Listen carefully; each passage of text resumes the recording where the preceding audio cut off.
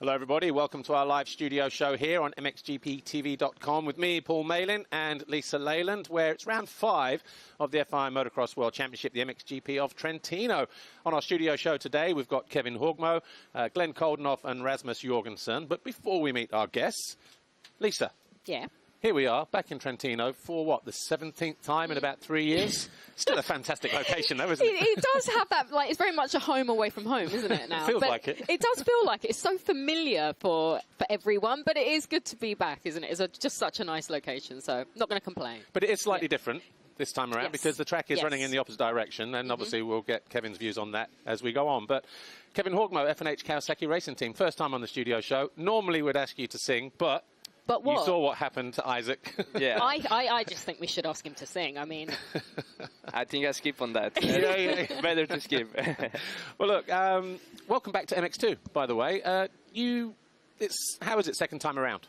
Yeah, it feels a lot better, and I feel a lot more prepared, and that I have the full backing around me, that I can go and just focus on the racing and get start and push for the laps I need to do, and As we said, you're with F&H Kawasaki Racing. How is it living in Holland? How are you finding being with the team? Because it looks like you're enjoying it. Yeah, for sure. Living in Holland is more similar to Norway. I've been living in Italy in the past, and that's a different culture, but Holland is actually quite familiar to me, and also when I was a kid I stayed there quite a lot training and stuff, so it's been going good, and also the atmosphere in the team with other mechanics and Jed and the owner and everything is really nice. Cool. Well, you've had some pretty solid results so far this season. How much would you say that working with Mark Deruva has been the reason for this? Yeah, I think that's a big reason of it, and he's a good guy to work with, and I've been really enjoying it. It's making me comfortable and ready to race. Well, we saw your potential at the first GP in Matterley. You were third for the first few laps. How did that feel, and did you expect to be at the sharp end so soon? You know, in the pre-season we've been discussing this, and he said from the beginning, like, you need to prepare to take whole shots and lead laps and be in the top there. So actually I feel like I belong there, and it felt normal, being in third position in Matterley already. Of course it's different, it's not like the Europeans, but it felt comfortable and nice. But having, like you said, being comfortable, being there, that also stems from doing what you did. You took a backward step to go back to EMX 250 to gain confidence. That's exactly what you did. You won races, you won rounds, you were on the podium. So did that help settle the nerves, you think, at Matterley? Yeah, for sure. It helped, and to battle up front in the European, I'd done that as a kid also, but that was occasionally, every once in a while, like I grabbed the whole shot or whatever. But then last year I was consistently always battling in the top, and that helped me a lot going into this season. Well, obviously, Lombardia and Argentina, we also saw you at the front on occasions as well. You're kind of, from the outside, it feels like you are getting used to being there now. You know, good starts and just having that confidence just to push and stay with them. Yeah, for sure. It's getting there, and it's a new position to be in. And I've been making a lot of mistakes, to be honest, but I feel like that's gone now, and hopefully this is the weekend. Okay. Well, last weekend in Portugal, you almost made the podium. You led the second race as well, but it looked like you really enjoyed yourself out there. Yeah, the first race I did a lot of mistakes and crashed twice, but I still came back to 8th and just a couple of seconds off third position, actually. And then, in the second race, I grabbed the whole shot. It was the perfect race, and I finished in third. So. What was it about Portugal? Because you were at the top of the timing screens, like in the free practice, the time practice, the qualifying, you know, everything just seemed to click. Is that all it was? Yeah, I think already going into the weekend, I was quite ready for it, because already 3 years ago in the MX 250, I remember I was battling for win there. So I was feeling ready for Portugal. I know it's a track I liked, so I think it was the confidence. Just missed the podium, though. But, you know, in that respect, again, you've experienced being on the podium on a regular basis last year. How far are we away from sort of seeing that now, that performance, that kind of performance? Maybe here? Yeah, I hope so. I hope it's coming. But the goal before the season was to be in the top 8 every single race, and I think I proved that I can do that. And then occasionally, when it's my weekend, maybe to go on that podium. And it's been close, but still, that's kind of a dream still. Sure. Well, excuse me, we are back at Trentino, a track you obviously like, because on the 2 occasions or 3 occasions we were here last year, you were on the podium twice, 2nd overall. You also won here. So is it a track you like, and how do you think it will ride in the opposite direction? Yeah, it's a track I like. The ground is quite similar to how we have in Norway, with a little bit gravel-based, and it's familiar with all the mountains and stuff, so I enjoy it. Of course, the layout is completely different now when they turn it around, so it's a new track for everybody, so let's see. And they've put quite a lot of soft dirt on top. Even in the first corner, they've built it up, 1 or 2 areas out on the track, a little bit deeper here and there. Do you think it will make a difference? Yeah, for sure it will make a difference. And also the start here has been quite a difficult and tricky one in the past, and now it's a 180, so maybe that sorts some starts, yeah. Just looking at the start then, how... And you've got the perfect view from where you are.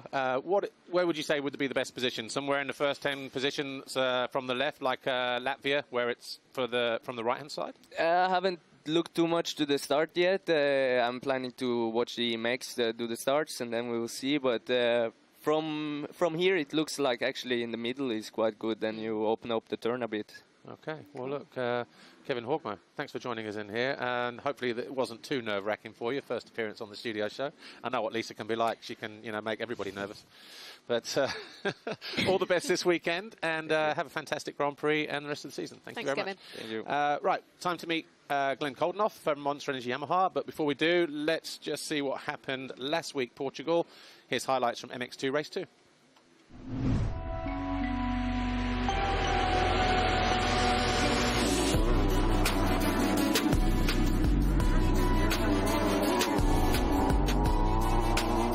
Horgmo, F&H Kawasaki leading the way. Good start for Gifting in 2nd position. Geertz 3rd, Harp 4th. Vial again finds his way past Geertz just like he did in race 1, exactly the same corner, as he moves into 4th and 3rd as he barges past Mikkel Harp. Talk about urgency from Tom Vial. Hanging on to that 2nd position, closes the door down this time, doesn't leave it open, but the back end comes around. That may all be that Vial needs, and he does. He goes through, capitalises on that mistake, takes over 2nd place from the Swede.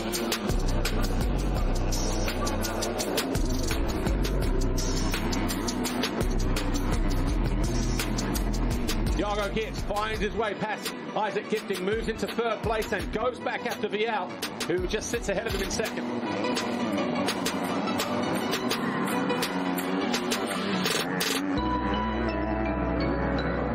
And he was quick here in race 1. He's going to do the same as he did to Adamo in race 1 here to Horgmo. He gets to the inside, closes down the door, stops Horgmo's attack coming back at him. Vial leads on lap 8.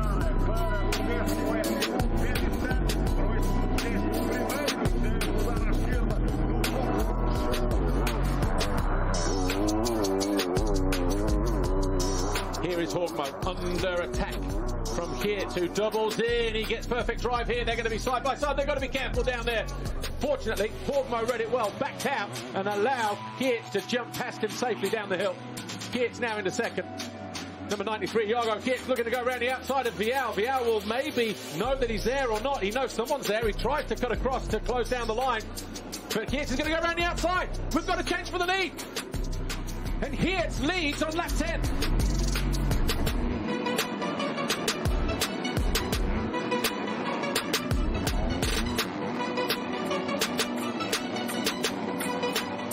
Around the outside, Guadagnini nips past De Wolf and into 5th place.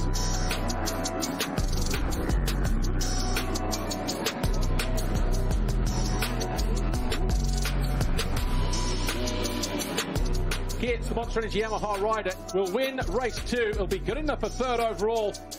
Tom Vial wins the overall. Back-to-back wins for the KTM man. Harp goes 3rd in Argentina, 2nd overall here in Portugal. It's getting better for the Kawasaki rider. Yeah, I had a difficult Saturday. I was really far on the start. So I'm happy to win the GP because it was tough. I didn't expect this yesterday night. I had 2 okay starts, and then I was leading both motos, second moto. I was a little bit a mix, but Thiago was riding also good, so he passed me, and then I tried to follow, but he was pretty fast. So no, I just saved the second place for the second moto, and second GP win is always nice. Third overall, Jago Geerts. Mikkel Hart, second overall here with a second and a fourth. Fantastic day for the Dane. Tom Viel gains 10 points on the Belgian here today. Hart moves up to third in the championship. What a day it's been for the Big Van World Kawasaki rider.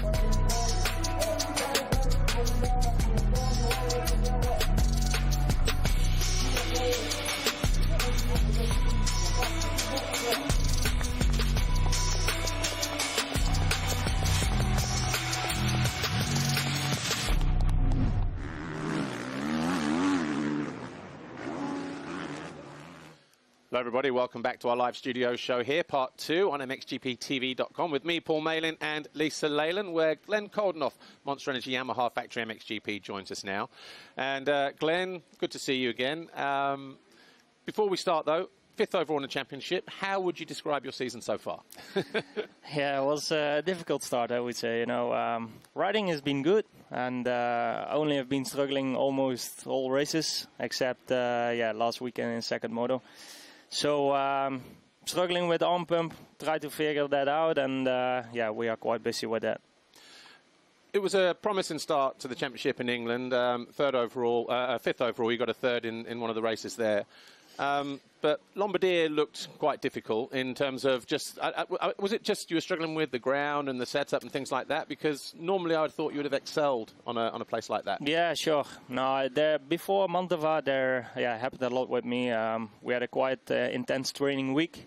And Thursday night before the weekend, they break into my camper during the night, so I didn't sleep all night on Thursday, you know, and together with all the things and struggling and arm pump and, you know, all things come together, and that made me go really, really bad on that GP, and which was, of course, really disappointing, but sometimes it's like it is. Just a lot to think about and take in. Yeah, sure. Yeah, well, on a positive note, you did win the qualifying race win in Portugal last weekend.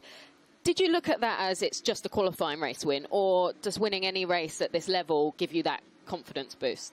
No, I mean, just winning is always good. Mm-hmm. That's for sure, and it's definitely a confidence booster.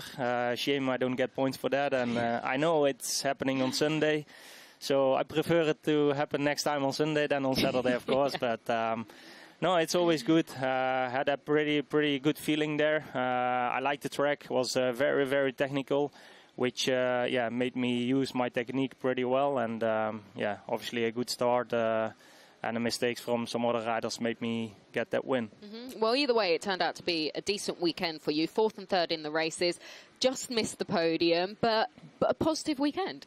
Yeah, sure. Of course, bittersweet not being on the podium, but I knew I had to take Prado, and Prado in the last few laps, he was cruising a bit, and I was catching up quite big time. Mm-hmm. So I gave everything I had. I even do my fastest lap in the last lap, and I almost got him. And I knew, because I saw Bogers behind me, and he was second in that first moto, so I knew exactly what was going on, and I had to go for it. But came up short a bit. But anyway, you know, after a rusty start to the season, it's definitely, you know, really positive for myself, and I'm looking forward now to the rest of the races. How was the track actually that day? It looked like a different track to what we had on Saturday. Yeah, completely different. They ripped it big time, and it was muddy in the morning, but I think they did a very good job on track preparation. It was the same for everybody, but how short was the off-season in getting prepared, ready for the new season?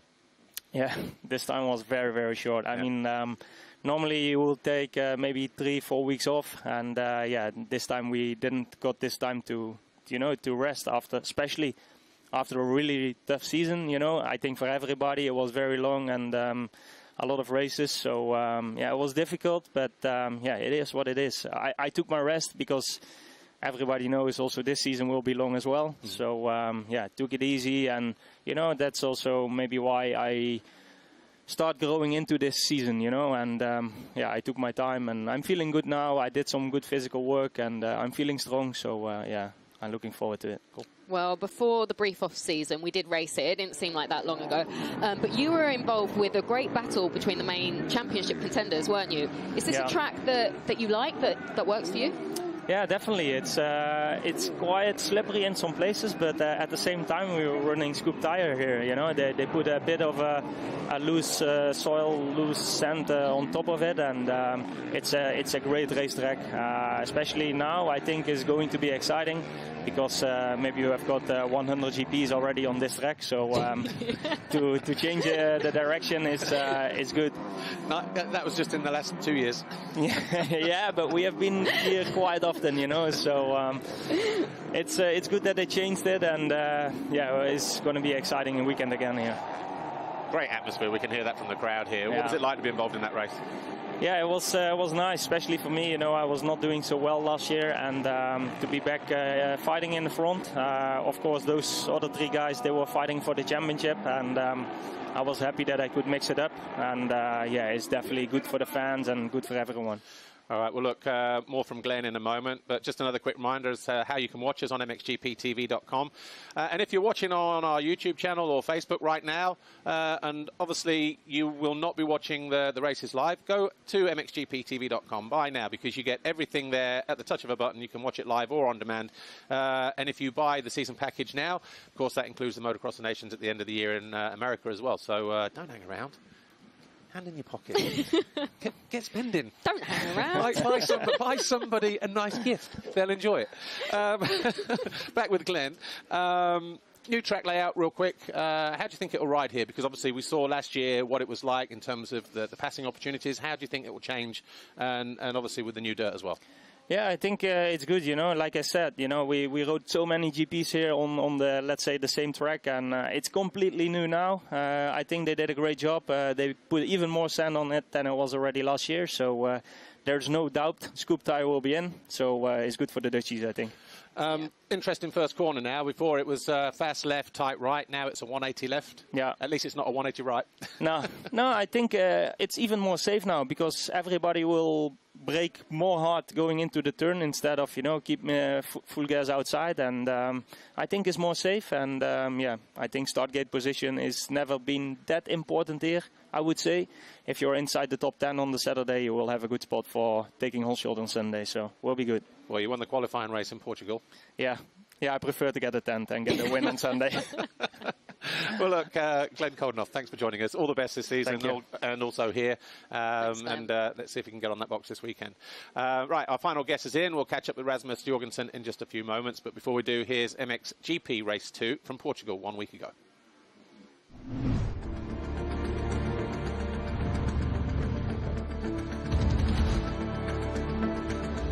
Heads down, revs up, MXGP Race 2.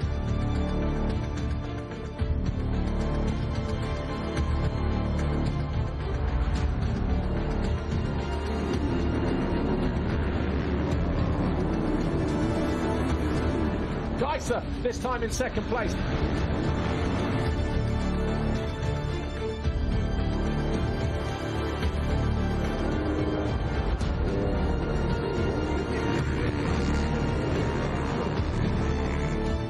Malin all the way around the outside.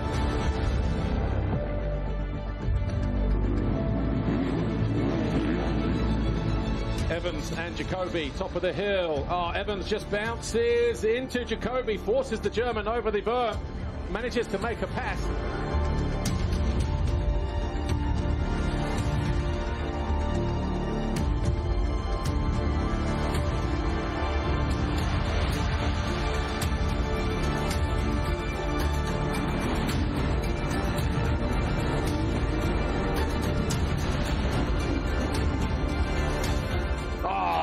Absolutely from nowhere, and you know what? That came from a mistake at the top of the hill from Jorge Prado that left the door wide open for Geiser to go through. So all of a sudden, lap 7 from just nothing, he's just flicked the switch and gone.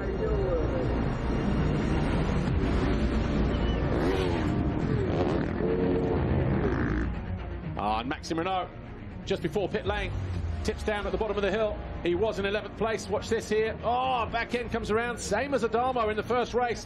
Back end came around on him. Coldenhoff now is just knocking on that door, and maybe the fitness just starting to come into play. Good drive coming out of the turn there from Coldenhoff. He's going to double up the inside. He makes the move on Jonas. All of a sudden we've got a change for third place, and Coldenhoff will be on the podium as it stands right now.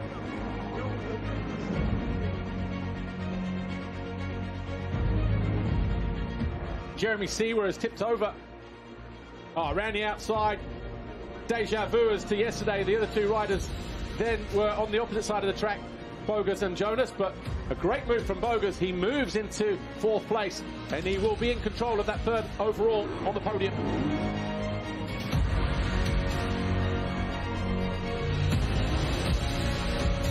Tim Geiser rounds out the final turn, wins race number 2, and Tim Geiser will be on the podium behind Jorge Prado, who goes 1-2 here today to win the Portuguese Grand Prix, his 36th Grand Prix victory for Jorge Prado. Geiser will be second overall with a third and a first. Brian Bogus will be on the podium with a second and a fourth. Fantastic ride for him. Glenn Coldenhoff sets his fastest lap on the final lap of the race, a 51.9.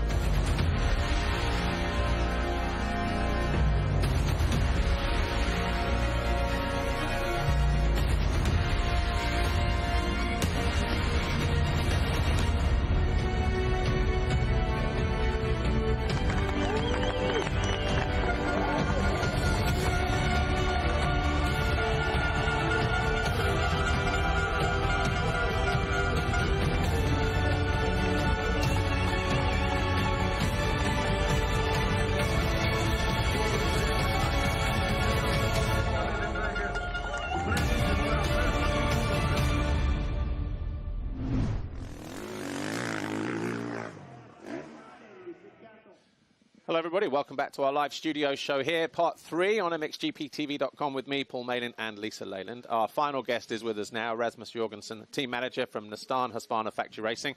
And Rasmus, good to see you. It's been a while since we were here last, said no one ever. We'll talk about the season in a moment, but the big talking point at the moment is the track being reversed, riding in the opposite direction. How do you think that will affect the racing? Do you think it'll be better, or or just different? Yeah, I think it will be different, a lot different. We've had 6 GPs here now the last 2 years. Yeah. So Glenn said it was 100. Oh.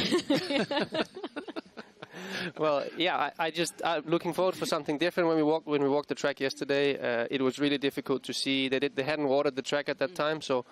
How it will develop, we will see during the day, I guess. And I hope it brings better passing opportunities. I hope it brings some better flow at places. But it's still the same kind of track. You always have the tight turns here and whatnot. So. Will it affect data in terms of what you've had data-wise in the past, and then suspension settings? Will there just be fine tweaks on that? Because it is effectively in the opposite direction. Yeah. Power coming in at different points. Yeah, so the biggest thing is to me the uphills now going down. They are a little bit more mellow, like not so steep, and coming up they're more steep. So we'll have to see. It's still Arco. It's still this tricky soil. So sure. We'll see during the day. All right. Been an up and down season for you so far, to say the least. But on paper at the start of the year, 2 strong riders with Rowan and Kai. But just turning out that things aren't translating to paper at the moment. But yeah, up and down season. Yeah, it's this sport, I guess. We had honestly a perfect winter, good preparation coming into the season, and both guys were feeling great on the new bike, and the whole atmosphere in the team was great. Yeah, and then the bad luck started for Rowan and Mantova, obviously, in the quali race, getting a small injury there, and then it really went downhill in Argentina, I'm honestly just happy to be here with one rider, because 3 weeks ago, if you would have asked me, I thought that we would probably not race again until Latvia, so, yeah. But like you mentioned with Rowan, a positive start in Matterley, 5th overall, but then Mantova was a tough weekend. Argentina was even tougher. What is the latest with his recovery? Well, he's had surgery on his shoulder, and in terms of timeline, it's very, very difficult to put an exact number on it.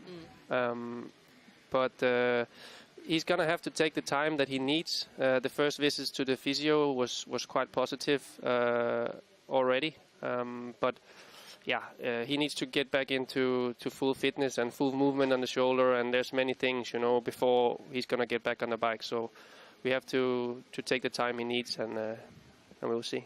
Yeah, be patient. Yeah. Argentina also took Kai out. It's a tough weekend. I bet you just couldn't wait to get out of there. No, definitely. It was also a very long way back. It was already a long travel, but but in this situation, it was very, very long trip back home. But I'm happy. Like I said, I'm happy we are here with Kai, and like you just said before, Paul, that Kai didn't look 100% in Portugal, and I think anybody that saw the crash happening in Argentina can understand why. Yeah. And it's a little bit the same game plan this weekend. Honestly, we need to do a little bit of damage control still and keep him calm. And then we have 2 weeks before Latvia, so that's the game plan. Well, on a positive note, apart from race 2 in Argentina, as we saw, Kai has been a regular top 3 finisher. You must be pleased with the way he's riding, and obviously, yeah, we saw in Portugal he's maybe holding back just a little bit, but in general, he's been ready, hasn't he? He looks like he's ready to sort of challenge for those race wins. Yeah, again. Absolutely.